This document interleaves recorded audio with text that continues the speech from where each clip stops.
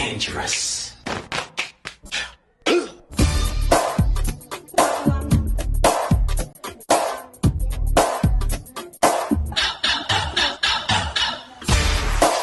She came at me and Саламатсыздармы? Бүгін біз көзге көрінбейтін микробтар туралы зерттеп білеміз. Зертханаға келгенде қолымызды көзімізге, ауызға салуға болмайды. Микробтар барлық жерде болады. Оны тек микроскоп арқылы анықтай аламыз. Микробтар ағзамызға түспеу үшін қолымызды сабындап жүруіміз керек.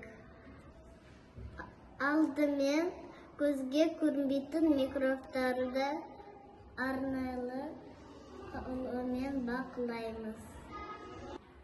Келесі көзге көрінбейтін микробтарды көру үшін майлықты суға саламыз.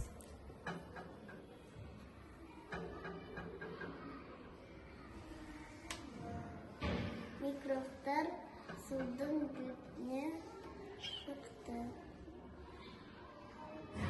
Бұрышты суға сүйгенімізде саусағымызға сабын тамызып суға батырамыз.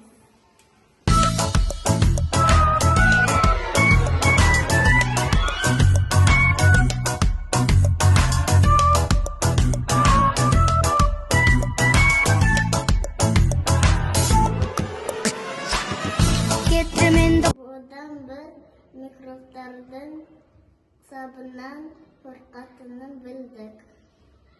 Алақандағы микробтарды сабынды губкамен сүртетін болсақ, микробтар жойылады.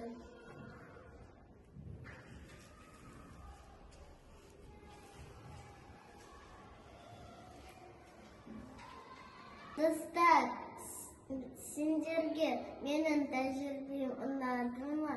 Ұнаса, лайк басыңдар. Назарыңызға рахмет.